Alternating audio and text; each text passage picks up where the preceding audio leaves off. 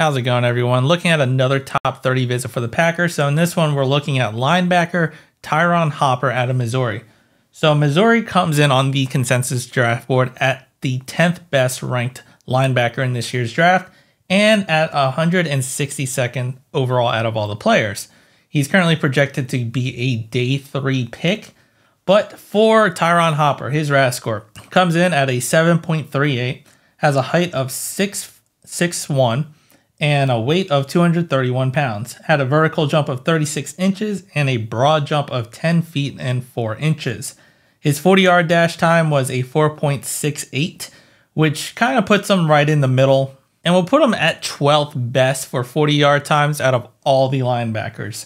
So not a terrible 40-yard time, but not one of the greatest. For his time in college, he spent 5 years at the collegiate level. He actually started off his collegiate career with the Florida Gators.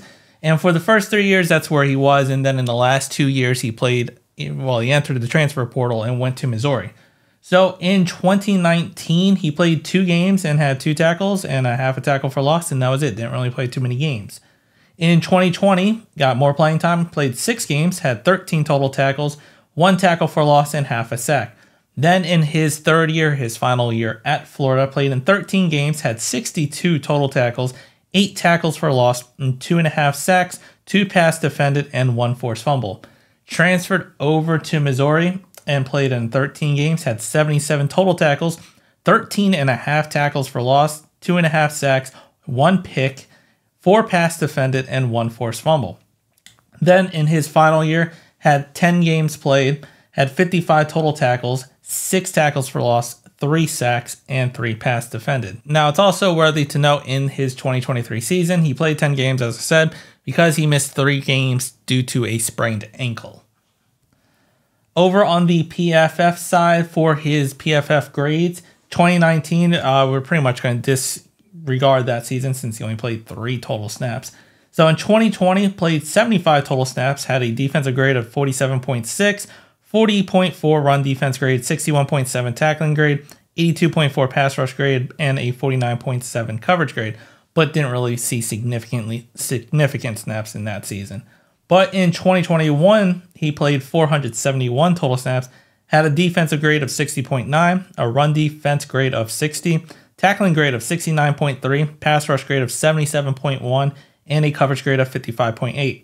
Transferred to Missouri, played 764 total snaps for them in 2022, had a defensive grade of 77.5, run defensive grade of 64.9, a tackling grade of 54.6, a pass rush grade of 84.3, and a coverage grade of 78.6. So definitely played extremely well for Missouri when he transferred over there. Then in 2023, he played 562 total snaps for them, and he didn't do as well this year. Had a defensive grade of 51.5, run defensive grade of 60.9, a tackling grade of 47.6, pass rush grade of 64.2, and a coverage grade of 39.6. So very, very poor grades, especially after his first year at Missouri and how well he played. So what are some of the pros for Tyron Hopper? Well, he has the speed to carry running backs and tight ends down the field on vertical routes, along with the movement skills and change of direction to cover shorter routes in man coverage. Has the speed to close in coverage or on the quarterback when blitzing. Physical and not afraid to throw his body around when coming downhill.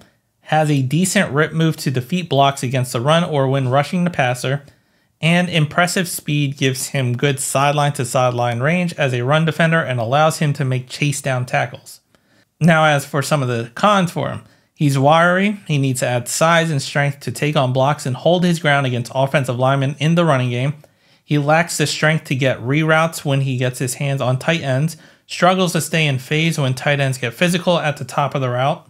He gets caught staring in the backfield in zone coverage, often ends up covering grass instead of adjusting when threats are nearing his area, and struggles with his pad level when tackling. Often either goes too high and allows extra yards after contact or dives at the ankles. And so for the Packers who need some help at the linebacking position, considering we've lost some depth and there's a desire to improve that position, he's not going to probably take over for Isaiah McDuffie, but he could be a potential rotational linebacker or a good depth piece for the Packers.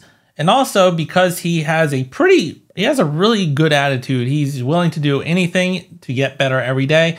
and try to contribute wherever. Like, I know that seems a little bit like, all right, everyone should be that way. Not every player feels that way, but he seems to always have that go-getter attitude and has a good attitude overall. So he can contribute potentially in a rotational aspect and a depth piece at linebacker, and also contribute well on special teams. He did play a lot of good contributing special team snaps with Florida. Not much with Missouri, but at Florida, he had a lot of good snaps and, you know, played very well on the special team side. So it could be a nice piece for Rich Bisaccia in the lease, especially with him being a day 3 pick. But let me know what you think down in the comments. If you liked the video, hit the like button, subscribe to the channel, and as always, go Pack Go.